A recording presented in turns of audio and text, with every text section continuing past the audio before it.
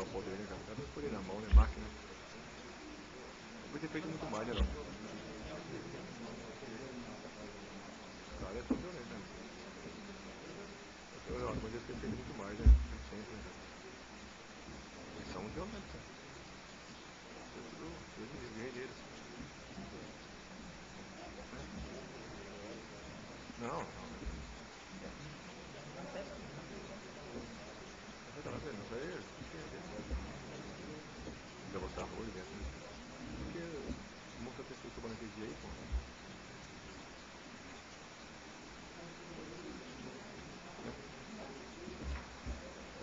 Então, o que tem é preferência da outra. Preferência, não lembra, preferência, né? Vai ser feito, quem presta serviço na comunidade.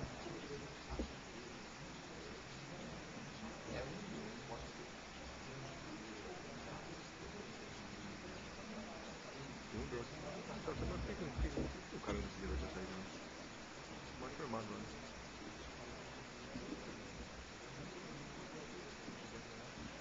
Vai mesário, a gente paga pra gente de conta, irmão. Não vai mais voltando. Não tem, vai lá, prova depois, nem paga. É mesária, pai. Conseguiu, na época do doutor João Ravaz. O doutor João Ravaz dá uma força, né? Arrancou a passada da perna. Não foi? Ah, ok, não. Ele não foi? Geralmente depois foi votar?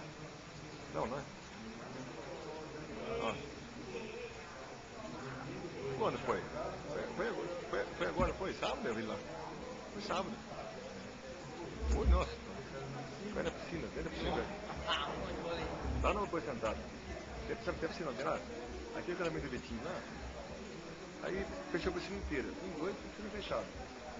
Aí sai do salão, você vai estar não? Sai do salão, tem a piscina. Aí o que ela menina fez lá? Ela fechou a piscina, largou 1,5 m pra cá no canto, 1,5 m no outro canto. E o cara vai tocar o DJ, é meu amigo, né? Tá tocando o Felipe. Aí passei pra cá, tem um monte de mesa, um monte de gente, vai pra cá mesmo. Tava sem óculos, ele pisca-pisca na pista. Tinha um pedacinho assim, passar entre a tuliça dele e a gatinha, então a gatinha. Eu passei pra gatinha, fui pra direita na semente, fui pro esquerdo, nossa. Só de cair no rádio, velho. A gente aqui assim, né? Tinha um telefone bom pra minha filha brincar, né? Mas já fez tudo papai que não tem. Mas bati no cama dela, não tem rápido, sabe assim? Ela, o que aconteceu? Eu falei, não, aconteceu, pô, deixaram aqui aberto, será? O cara vai falar, desculpa, eu molhei assim. Eu falei, não, pai, tinha vontade de pular na água também. Falei, duas portas, tá certo. Fiquei 2 horas, tá seco aqui. Mas chegar, olha, vai chegar na festa, pai. Fala assim, depois da feijão de velho meio bêbado, eu tô sempre, já tem que chegar. Pariu.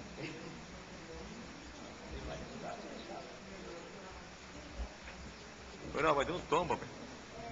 Só de cair no ralo. Cair no fundo só podia, tem que ir pra casa. Não, minha filha ficou lá no casamento do Vitinho, a minha filha ficou nesse lugar, porque eu não estava muito bem, tinha um sofá, deitei lá, passei uma coberta, ficou lá, deitada, não estava muito boa. E eu fui lá pra mim, eu estava no mesmo caminho, né? Passei 10 vezes naquele lugar ali, eu vou passar aqui mesmo.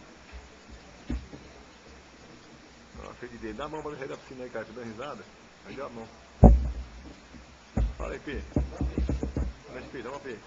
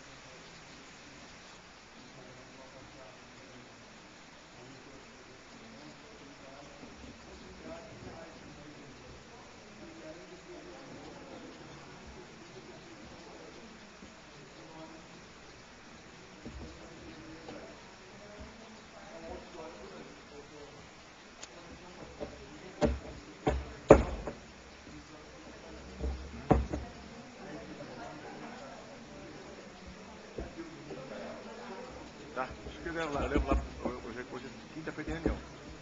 Vai fazer quando? Não, atrás, né?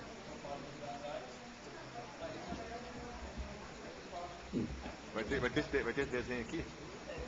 E esses dizeres? Atrás? Alô? Quinta-feira eu ponho o comitê, depois eu te falo. Vem aqui. Eu vou te dar um toque dele.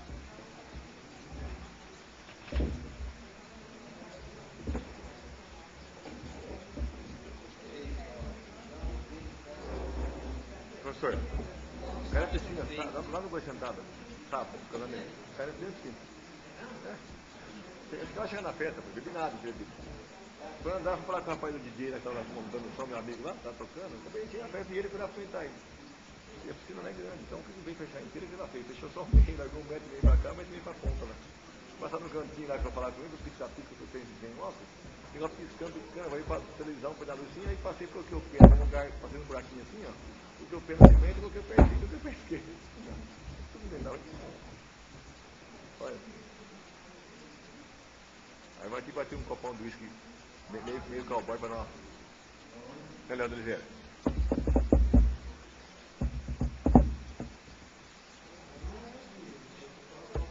Você está fazendo indicação assim, ó, tem rouco, cara. É dó, cara. Caiu uma com a outra, né?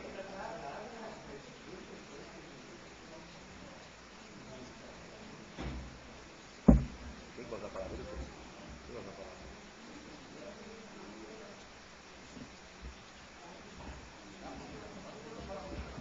Vamos, né? Quantas coisas para o cliente?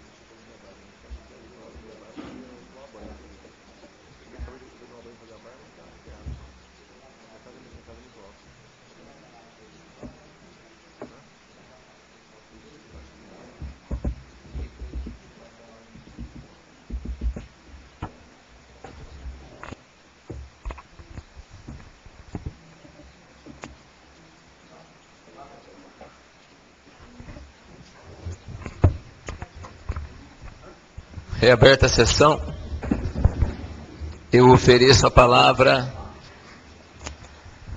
ao primeiro inscrito no livro de oradores, o vereador Leopoldo de Oliveira.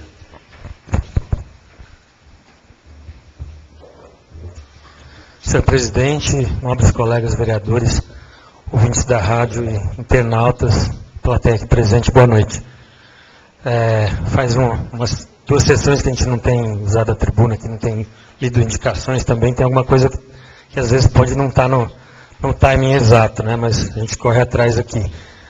Primeiro queria parabenizar os colegas pelo desempenho dos seus candidatos na urna. A gente teve a felicidade de os deputados que foram mais bem trabalhados aqui na nossa cidade, amparados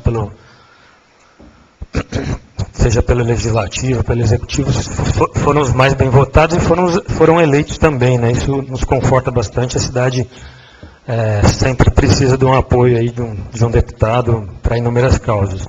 Parabéns, e fiquei bastante contente também de ver o péssimo desempenho dos deputados midiáticos, né? Alô. Boa noite. O Tiririca perdeu bastante voto aqui na cidade, acho que teve 250 votos, o Russomano 350 votos, perto da região, eles foram muito mal votados. Isso mostra que a nossa população está ganhando um pouco de consciência e fazendo melhores escolhas, me deixa bastante contente. Eu queria desejar sorte e sucesso para o pessoal dos alunos Nelson Fernandes que vão participar neste final de semana da 8ª Mostra Brasileira de Foguetes na Universidade Federal do Rio de Janeiro. É uma equipe bacana lá, 5 alunos, mais o professor TT, o professor Tuca, e que eles possam aí ter um bom desempenho representando a nossa cidade e bastante sorte e sucesso. Em relação ao Dr. Fábio Vieira, faz um mês e pouco, teve uma matéria no jornal, no Fantástico, falando sobre catarata, mostrando as carretas e as campanhas que são feitas no Nordeste, famílias inteiras que muitas vezes são vítimas dessa doença. E no meio da matéria, uma senhora, depois da cirurgia, chorando, estava voltando a ver, e recebeu um beijo no rosto, ali na testa do médico, estava gerenciando todo aquele projeto, e era o nosso conterrâneo aí, Dr. Fábio Vieira, então, representando muito bem a nossa cidade e fazendo um trabalho, acho que é inegável a importância e a relevância desse trabalho. Então, é importante a gente também saber reconhecer, dar o devido valor. Em relação às minhas indicações, nesse meio tempo, as indicações são algumas um pouquinho mais antigas, até para não ter que esperar vir aqui falar, procurei a prefeitura em algumas delas, em relação ao esgoto lá no São Luís. O Purga me acompanhou, trabalhar na prefeitura, Departamento de Serviços Municipais, ele me buscou e me levou até o referido local e explicou que ali tem uma bomba, o esgoto não desce pelo declive ali do relevo, ele tem que ser bombeado para uma outra estação e eventualmente se a bomba para, tem algum defeito, tem um vazamento. Então não é que existe um vazamento naquela boca de esgoto ali, eventual parada da bomba. Ele falou que isso não tem ocorrido com frequência, pedi para o morador, para o município que fez essa indicação, para ele monitorar e acompanhar para ver se realmente está resolvido o problema. Em relação ao lombado ali perto da editora na Padre Pio Corso, a gente, eventualmente, conversando ali na frente, no calçamento, a gente vê os veículos passam na velocidade acima da desejada naquela região. Acho que a pessoa está vindo da estrada, né, está acostumada com a velocidade um pouquinho maior. Ela entra na cidade e demora um pouquinho para se adaptar à velocidade correta. Então a gente vê as pessoas de carro, de moto, realmente passando pela ciclofaixa ali, adentrando pela ciclofaixa. E a gente teve a infelicidade de presenciar um pai e um filho de moto de Porto Ferreira, numa sexta-feira, vieram passear em Santa Rita, o pai dirigindo a moto, o filho na garupa, ele fez aquela curva em velocidade excessiva, ali tem uma depressão no asfalto também, ele perdeu a direção e foi bater naquele obelisco que tem ali, não sei se é do Rotary, se é do Lions, ou se é da prefeitura mesmo. Ele bateu e faleceu ali na frente do filho dele. Então acho que a gente pode minimizar. Infelizmente está virando a cidade de lombada, né? A gente deveria resolver isso com educação, né? Mas enquanto isso não acontece, a gente acaba indicando as lombadas aí, mais uma. Em relação ao GPS rural, algumas cidades têm já isso implantado, e nas reuniões que a gente fez com o pessoal da zona rural, eu cheguei a presenciar eles comentando até com o comandante Mussolini essa dificuldade de ter que ligar na central para explicar onde está sendo a ocorrência. Então a central quer detalhamento de onde fica. Ele fala, é no sítio do fulano. Não, mas não adianta, que estrada que é, que porteira que é, que quilômetro que é. Muitas vezes eles não conseguem explicar isso da maneira adequada, e a atendente acaba não repassando também da maneira correta para a Polícia Militar para atender essa ocorrência. E com esse geoposicionamento por satélite, seria como se fosse um endereço, um ponto objetivo, muito fácil de ser lançado o GPS, as viaturas têm GPS, bastaria ele informar para a operadora, a coordenada dele, ela repassa rapidamente para a Polícia Militar, e seria um apoio adicional, um facilitador adicional para coibir os crimes que estão acontecendo na zona rural, e não só por virtude dos tratores, acho que tem muita coisa que acontece na cidade, que a fuga muitas vezes é pela zona rural, e tendo esse mapeamento pode facilitar bastante o trabalho da nossa Polícia Militar. Por hoje é isso, obrigado, boa noite.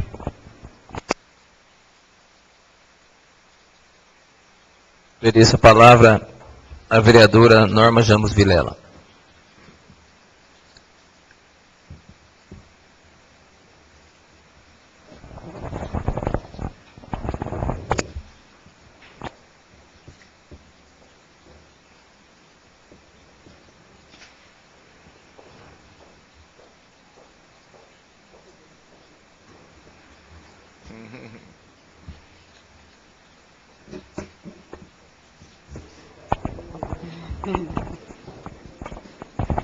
Senhor presidente, caros colegas, plateia aqui presente, internautas, ouvintes da Rádio FM Santa Rita, boa noite. O Léo já falou sobre os nossos deputados eleitos, né? Então, parabenizar o Marqueselli, o Roquinho, né? Que realmente já fez uma boa votação e estão reeleitos. Parabenizar aos organizadores da cavalhada, que aconteceu no dia 12 de outubro, e eu e o Heraldo estivemos presentes. O Du estava lá todo, né, no cavalo, opa! Não. Mas foi muito bonito, e estão de parabéns, viu, Du, pessoal. Doutor Domingos, eu gostaria de pedir para o senhor solicitar lá ao comandante Sandim sobre as providências que tem que ser, né, o que tem que ser feito, né, para que nós possamos ver se a gente consegue o Corpo de Bombeiros aqui em Santa Rita, porque ele falou que precisaria, né, algumas coisas, e começar aqui pela Câmara. Então, se o senhor puder cobrar, né, para que a gente não fique somente no papel, né, na indicação, e avisar os meus colegas e também a todos que estão nos assistindo que está tendo a exposição dos quadros do Argimiro Otaviano e da Febe Barione, aqui no Museu Zequinha de Abreu. Hoje cedo eu estive lá também, muito bonito. Então, né, só para dizer a vocês, quem puder passar, até o dia 20 de novembro vai estar em exposição na parte da manhã e na parte da tarde. E gostaria de saber por que é que não teve a Semana da Juventude. É lei, e esse ano não aconteceu. Momento que a gente precisa, né, de estar falando algo para os jovens, de estar fazendo alguma coisa, e não aconteceu a Semana da Juventude. Por que que não aconteceu? E o diretor me garantiu que iria acontecer. Não teve. Era agosto, nós estamos em outubro. Espero que a Semana do Músico aconteça. É cultura. Semana do Músico. É preciso acontecer. E as leis, são leis. É preciso acontecer. Se não tem assim não precisa fazer grandes coisas. Faça de acordo com o que dá para ser feito em termos financeiros, não é? Faça o que der para fazer, mas que faça, não deixe de fazer. Porque sempre é uma semente que é lançada, principalmente em relação à juventude, que a gente precisa tanto e, infelizmente, não aconteceu. Então, agora a gente tem que esperar que aconteça a Semana do Músico. Beto, você está de parabéns em relação a Carla. É fantástico mesmo. Eu já vi 2 apresentações dela. E até, inclusive, na roda de prosa, ela fez uma das apresentações.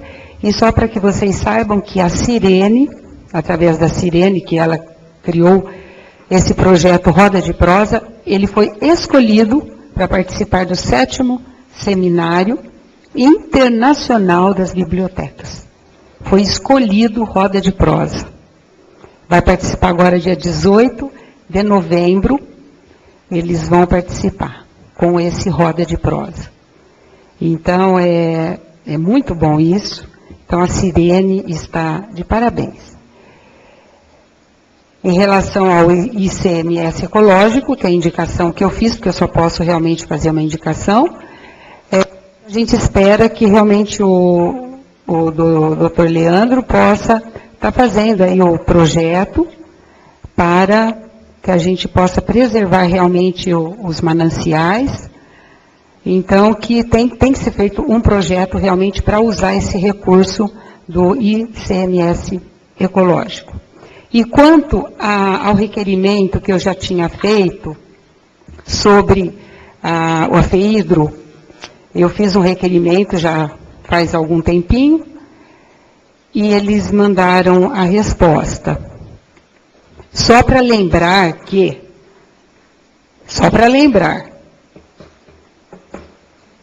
levando-se em consideração notícias divulgadas no IPTV, região central, do dia 25 de março de 2011, de que Santa Rita do Passa Quatro está entre as cidades que poderão sofrer desabastecimento de água até 2015, segundo o Atlas, Agência Nacional de Água. Solicitamos, se possível, a elaboração de um projeto para a construção de um novo reservatório para o reaproveitamento das águas semitratadas que hoje são desprezadas. Dia 1º de abril de 2011, a indicação que eu fiz, 2011, nós estamos em 2014, e saiu a verba no Diário Oficial, R$62 mil, mais a contrapartida são 63 mil para ser feito o projeto. Então, aí a gente sempre vai atrás, a gente procura saber, e aí, está acontecendo? Não, pode ficar sossegada, nós estamos encaminhando. E é sempre essa resposta. Nós estamos em 2014. Aí eu resolvi realmente fazer um requerimento, já fui esse ano várias vezes, e sempre a resposta é essa.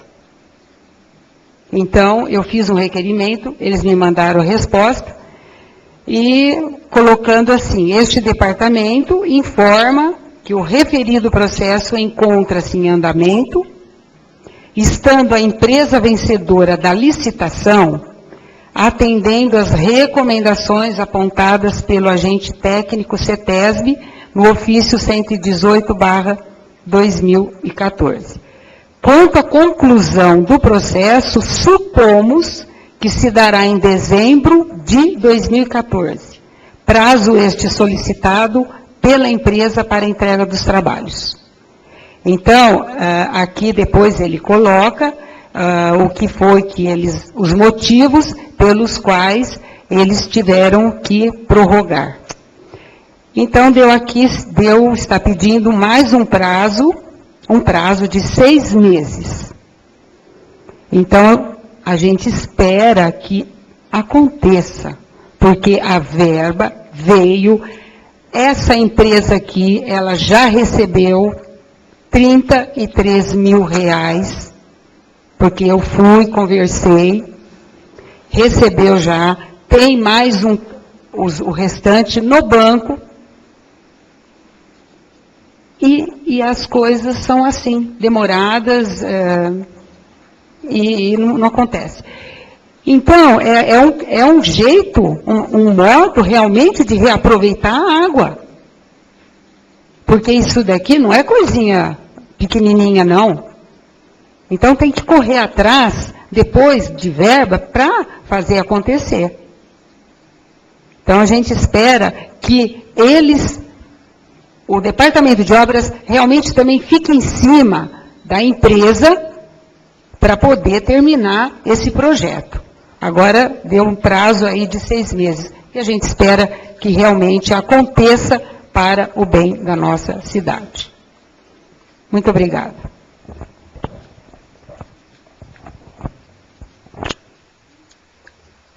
Convido agora o vereador Carlos Eduardo Clemente Leal.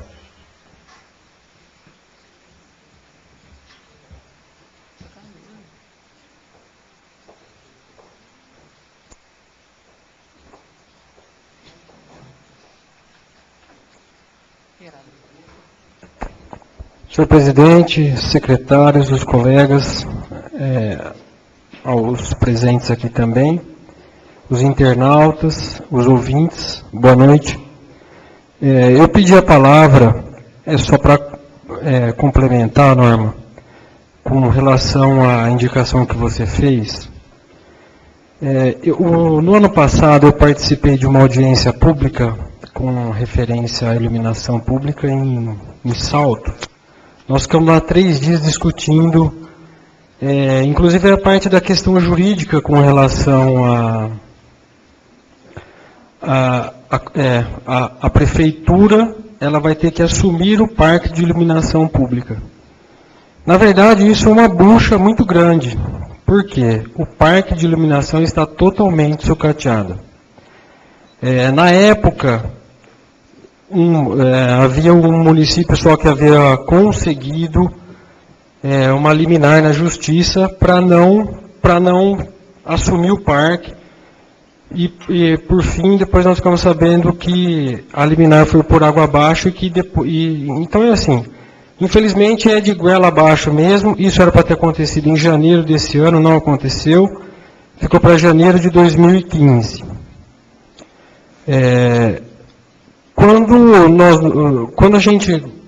Qualquer cidadão, quando a gente é colocado essa situação para a gente começa a analisar. Se vocês passarem pelas ruas, vocês vão ver que todos, a maioria, eu diria uns 90%, elas não têm, a bacia não tem o vidro de proteção, elas estão realmente totalmente fora de norma. Na época, a sugestão foi que a prefeitura fizesse um levantamento com uma empresa especializada para depois questionar. Tudo bem, eu assumi o parque de iluminação, quanto é que vai custar isso para mim? Só que eu estou assumindo um parque que está totalmente fora de norma. Porque a ANEEL colocou algumas regras para acontecer e, infelizmente, a prefeitura vai ter que pegar isso aí. É uma bucha muito grande. Eu tenho conversado, tenho participado um pouquinho lá com eles com relação a isso, e eu sugeri que se fizesse também uma audiência pública aqui para a gente conversar. Por quê? Nós vamos ter que participar a população também, porque já é cobrada uma taxa hoje, né? Uma taxa de iluminação pública, que eu sugeri que trouxesse a concessionária, um representante da concessionária aqui para dar algumas explicações para a gente, e algumas empresas de auditoria para estar assessorando a gente qual é a melhor saída de se fazer isso. Para a prefeitura fazer isso com o pessoal próprio, eu acho que é um risco muito grande, porque vai mexer com rede energizada, tem que atender todas as normas de segurança e tudo mais. Eu acho que é um passivo muito grande e acaba não compensando. Sendo que não é só a parte de manutenção, tem que fazer o gerenciamento disso também, entendeu?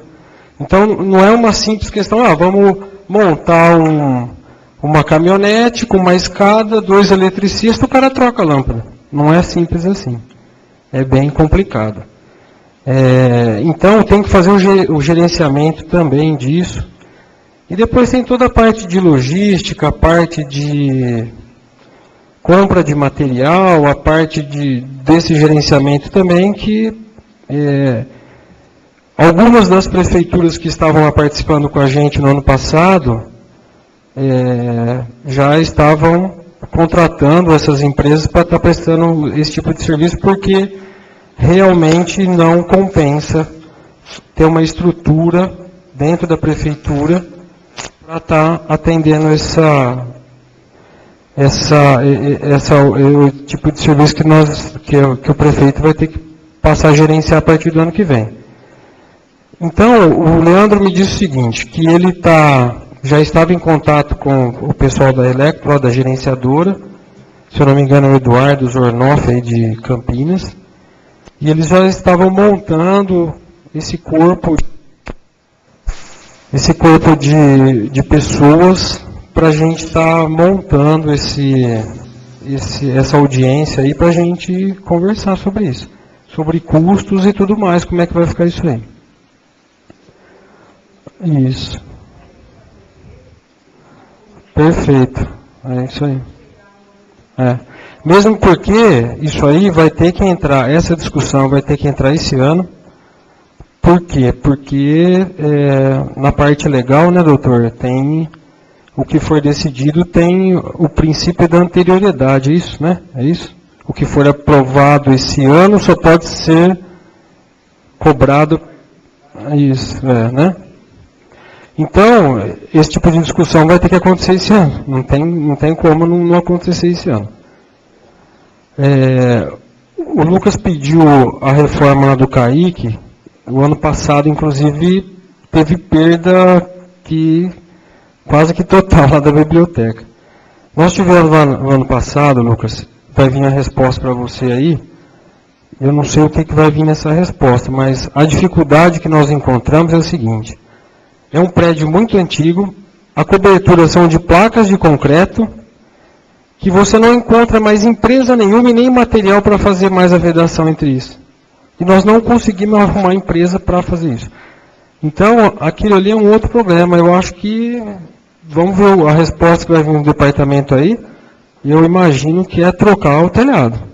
É trocar totalmente a estrutura, trocar tudo, porque nós tentamos mexer com isso ano passado, nós não conseguimos. Então, são algumas ações que, né, por exemplo, essa daí eu acho que deve demorar um pouco mais por conta da própria estrutura física do prédio, né? É só, obrigado.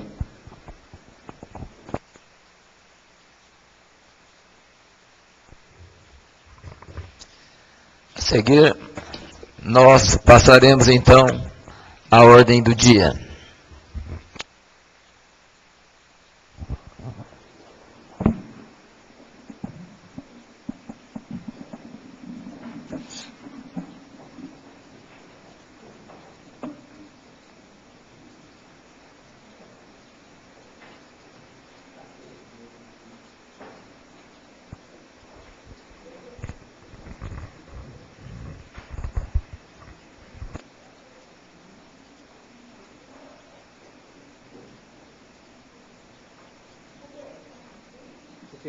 Está aqui,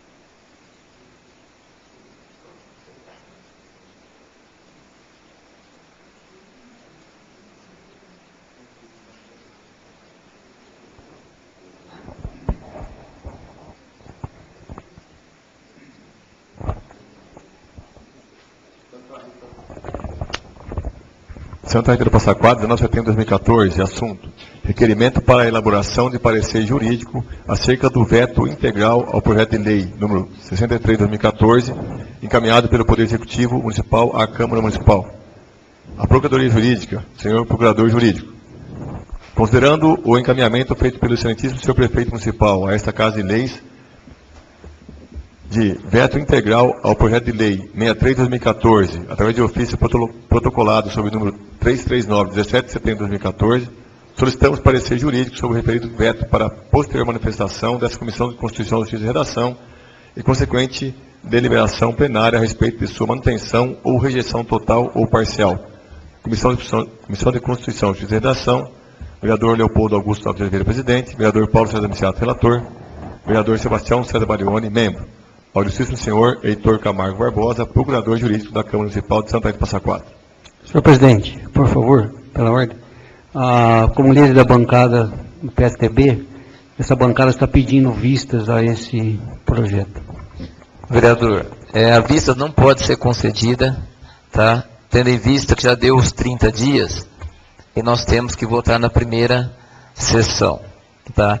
Mesmo porque essa vista somente poderia ser solicitada se o projeto estivesse em regime ordinário. E o veto, ele entra como urgência, tá? E já deu os 30 dias, nós somos obrigados a votar esse veto hoje. Parecer jurídico ao projeto de lei 63 de 2014, apresentado pelo vereador Lucas Camilo Loureiro, que dispõe sobre a adoção como critério de desempate em concursos públicos da administração pública municipal, o desempenho das funções de mesário nas eleições. Aprovado o suplicitado projeto de lei no âmbito dessa Casa de Leis, foi encaminhado o autógrafo para o excelentíssimo senhor prefeito para que decidisse pela sanção ou veto parcial total.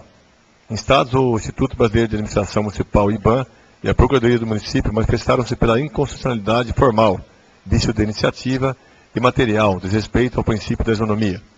Adotando os fundamentos expostos nos pareceres emitidos pelos órgãos mencionados acima, o chefe executivo local vetou na íntegra o projeto de lei número 63 de 2014, comunicando tal decisão à Câmara Municipal para deliberação de praxe. É o relatório do essencial, passo a opinar. Com a devida vênia, discordo dos argumentos e fundamentos expostos nos dois pareceres apresentados e, por conseguinte, pelo veto total ao projeto de lei em comento. No que se refere à suposta inconstitucionalidade formal, não há qualquer tipo de vício de iniciativa, uma vez que não se aplica por simetria o disposto no artigo 61, parágrafo 1º, inciso 2º, alíneas A e C da Constituição Federal. A iniciativa legislativa de parlamentar, para fins de instituição de um novo critério de desempate nos concursos públicos municipais, em nada invade a iniciativa privativa, porquanto trata de assunto que se encontra em fase anterior ao provimento de cargo público por candidato aprovado em certame. Ou seja, não há ofensa ao princípio da separação dos poderes, estampado no artigo 2º da Carta Magna, porquanto trata-se de um mero critério de desempate, que não interfere substancialmente na avaliação dos candidatos. Nesse sentido, destaco relevantes julgados do Supremo Tribunal Federal. O diploma normativo em causa, que estabelece isenção do pagamento de taxa de concurso público, não versa sobre matéria relativa a servidores públicos. Dispõe, isso sim, sobre condição para se chegar à investidura em cargo público, que é o momento anterior ao da caracterização do candidato como servidor público, inconstitucionalidade formal não configurada.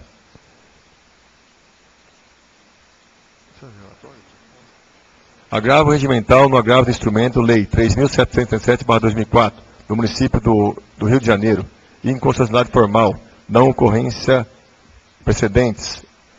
Não há inconstitucionalidade formal por vício de iniciativa em lei oriunda do Poder Legislativo que disponha sobre aspectos de concursos públicos sem interferir diretamente nos critérios objetivos para admissão e provimento de cargos públicos. Não prospera o argumento contido no parecer do IBAM, no sentido de que o critério de desempate refere-se ao provimento de cargo. É de cair solar o fato de que a aplicação dos critérios do desempate não acontece em momento posterior à homologação do certame, tampouco após o provimento dos cargos.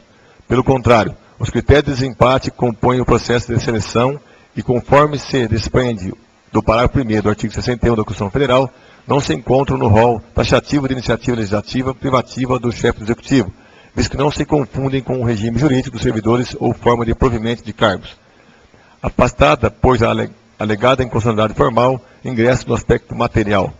Com todo respeito ao posicionamento dos nobres colegas da Procuradoria do Município, não há qualquer tipo de ofensa ao princípio constitucional da igualdade, considerando que, além da sua vertente formal, o princípio da isonomia possui um viés material. O caso estampado no projeto de lei 63 de 2014 apresenta um tratamento desigual entre os desiguais na proporção de suas desigualdades, encontrando, portanto, respaldo em nossa Carta Magna. Em hipótese alguma, a função de mesário durante as eleições, como critério de desempate, acarretará ingerência nos concursos públicos organizados pelo Poder Executivo, uma vez que todo certame necessita de parâmetros para solucionar eventual empate entre candidatos. Conforme disposto na minuta do ato normativo, o prefeito municipal discricionariamente poderá determinar a hierarquia do critério em questão dentre os demais costumeiramente utilizados para desempate.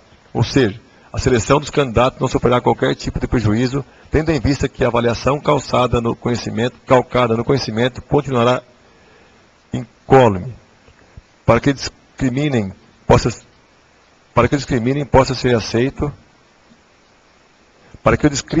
ser aceito sem que haja violação do princípio da igualdade, é necessário que possua uma relação lógica com a situação, o que se verifica no caso em tela.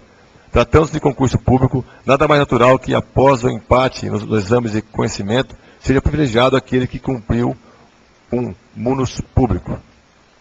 Nas últimas eleições, é demonstrado de start o espírito público esperado de todo e qualquer servidor público, sobretudo em relação ao pleito eleitoral, visto que a democracia brasileira é o que nos garante verdadeiramente o direito constitucional à igualdade.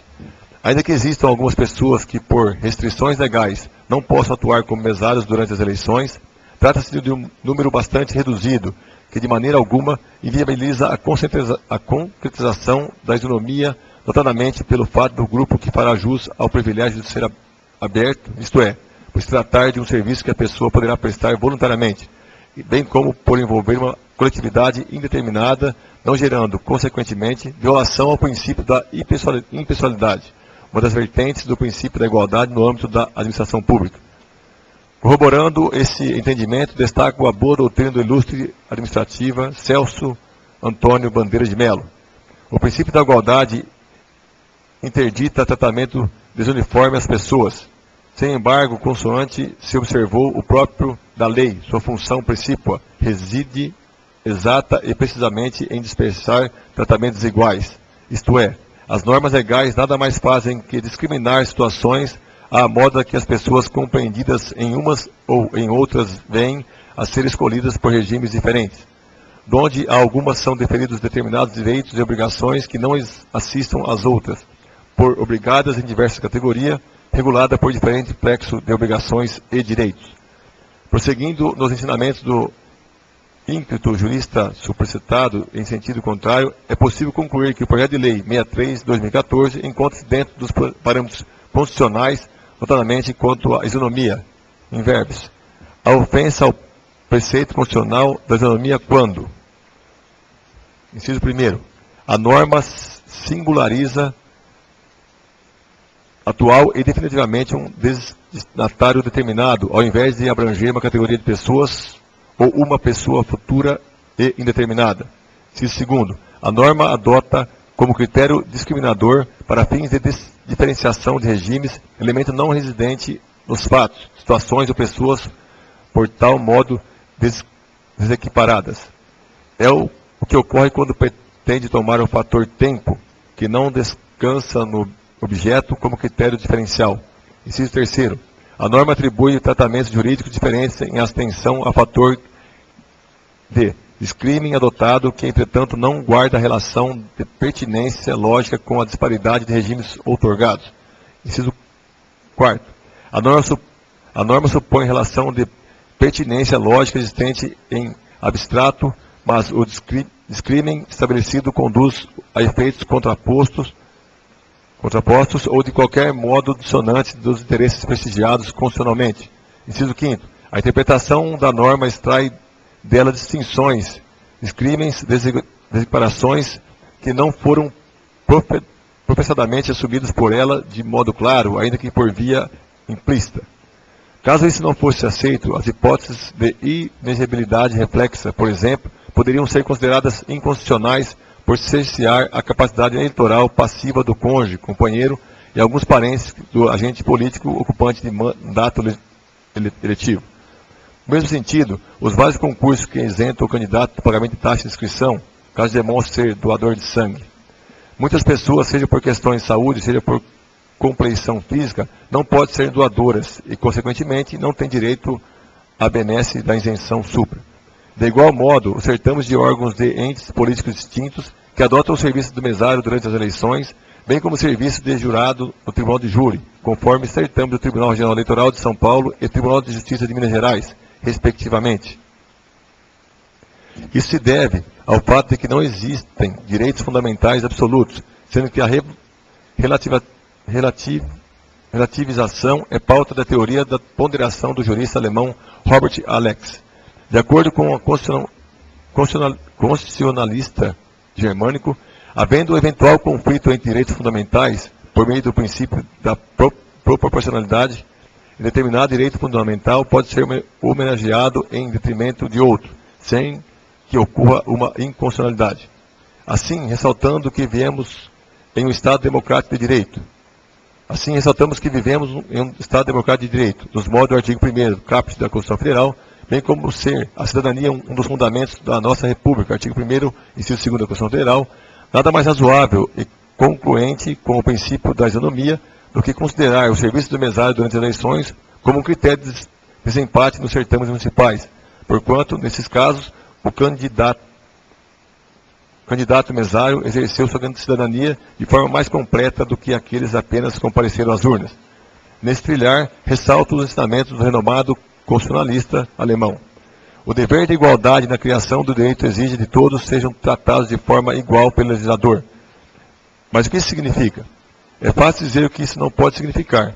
Esse deve não poder significar nem o legislador tenha que inserir todas as mesmas posições jurídicas, nem que ela tenha a responsabilidade de que todos tenham as mesmas características naturais e se encontrem nas mesmas condições fáticas. O legislador não apenas pode estabelecer o serviço militar somente para adultos, apenas somente para os criminosos, impostos baseados no nível de renda, assistência social somente para os necessitados e condenações somente para cidadãos distinguidos. Ele tem o dever de assim proceder, se não quiser criar normas incompatíveis com sua finalidade, por exemplo, serviço militar para crianças, normas sem sentido, por exemplo, pena para todos, normas injustas, por exemplo, imposto per capita. A igualdade de todos em relação a todas as posições jurídicas não produziria apenas normas incompatíveis com sua finalidade, sem sentido e injustas. Ela também eliminaria as condições para o exercício de competências. Todo eleitor teria que ser eleito, e todo subordinado teria que ser também chefe. Todo vendedor teria não apenas o direito de pagamento do preço de venda, mas também o dever de pagá-los, etc. É também claro que o enunciado da igualdade não pode exigir a igualdade de todas as características naturais e de todas as condições fáticas nas quais o indivíduo se encontra. Diferenças em relação à saúde, à inteligência e à beleza podem ser talvez um pouco relativizadas, mas sua eliminação se depara com limites naturais. A isso se soma o fato de que a igualização de todos, em todos os aspectos, seria mesmo que possível e indesejável. A igualização de todos, em todos os aspectos, faria com que todos quisessem fazer sempre a mesma coisa. Mas, se todos fazem a mesma coisa, somente é possível atingir um nível intelectual, cultural e econômico muito limitado. Portanto, o enunciado geral da igualdade, dirigido ao legislador, não pode exigir que todos sejam tratados exatamente da mesma forma, ou que todos devam ser iguais em todos os aspectos. Por outro lado, para ter algum conteúdo, ele não pode permitir toda e qualquer diferenciação e toda e qualquer distinção. É necessário questionar-se como é possível encontrar um meio termo entre esses dois extremos. Um ponto de partida para esse meio termo é a fórmula clássica. O igual deve ser tratado igualmente, o desigual, desigualmente, que em múltiplas funções e com inúmeros implementações constituem a coluna vertebral da jurisprudência do Tribunal Constitucional Federal Alemão. Ante o exposto, entendo que o projeto de lei 63/2004 encontra-se de acordo com todos os parâmetros constitucionais, podendo prestar de ser rejeitado o veto por esta Igreja Câmara Municipal. Santa Rita do Passa Quatro, 28 de setembro de 2014, Heitor Camargo Barbosa, Procurador da Câmara Municipal.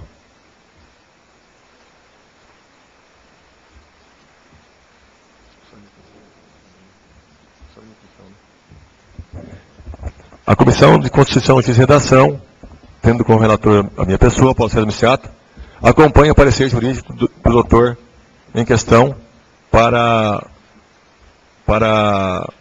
ser rejeitado o veto por essa Igreja Câmara Municipal. Gostaria de ouvir meu presidente, Leopoldo Augusto de Oliveira, e o meu membro da comissão, Sebastião César Barioni, que acompanha meu voto.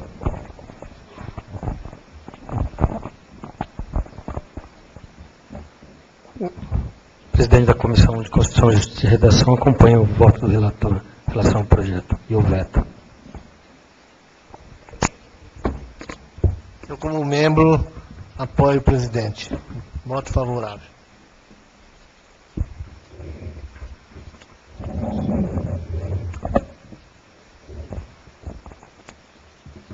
Coloco nesse momento em discussão o veto total ao projeto de lei 63/2014.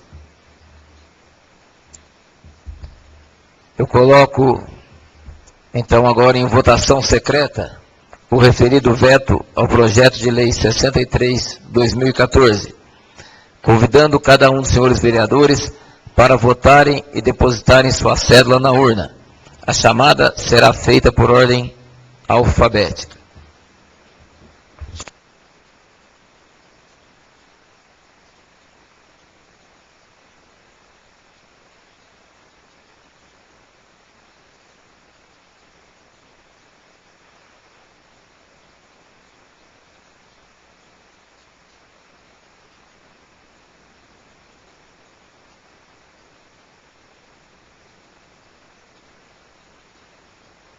Somente para esclarecer,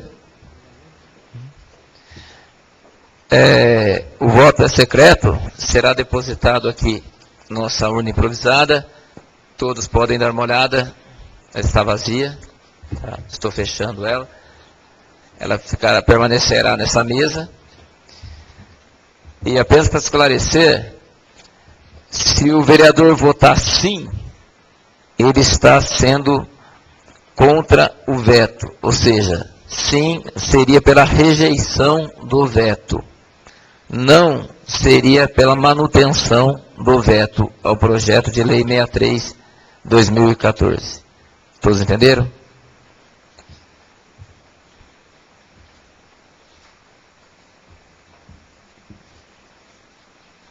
Eu vou fazer a chamada então dos senhores vereadores, por favor se dirijam à mesa e depositem seu voto na urna. Vereador Carlos Eduardo Clemente Leal.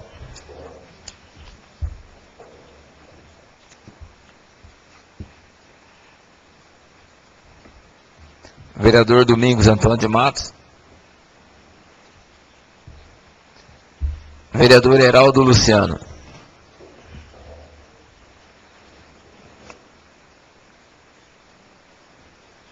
Vereador Leopoldo Augusto Lopes de Oliveira. Vereador Lucas Comim Loureiro. Vereador Luiz Roberto Daldegan Brolio.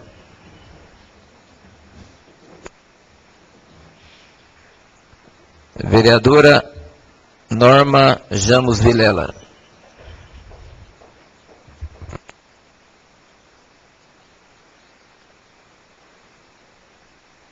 Vereador Paulo César Miciato.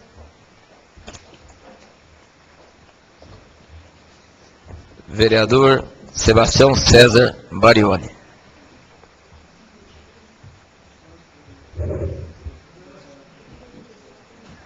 Efetuada a votação, eu gostaria de convidar para que se aproximasse da mesa, para que a gente veja a abertura dos votos, o vereador Leopoldo, representando o PTB, o vereador Luiz Roberto, representando o PSDB, o vereador Lucas, representando o PPS, e o vereador Heraldo, representando o PMDB. Correge. Vem aqui você pega nas celas.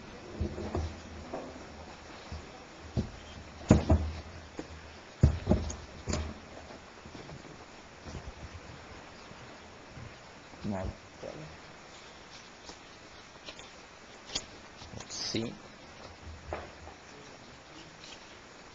Um voto não. Mais um voto sim.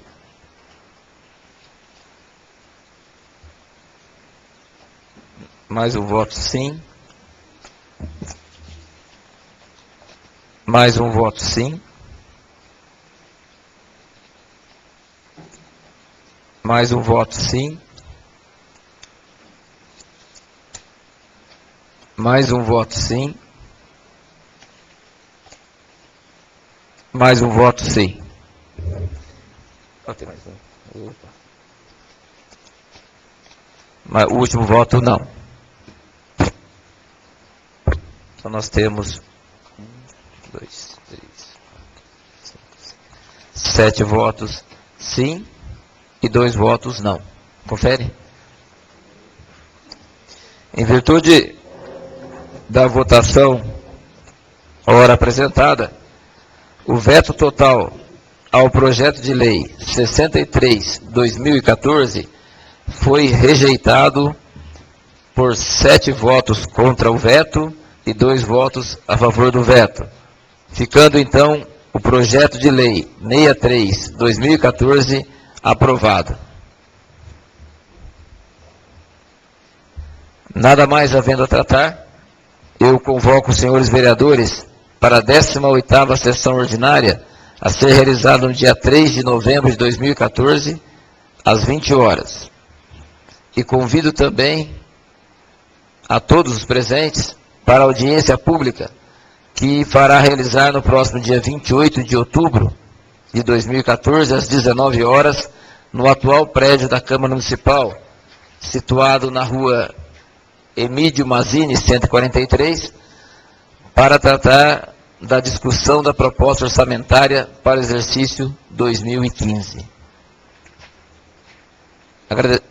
No dia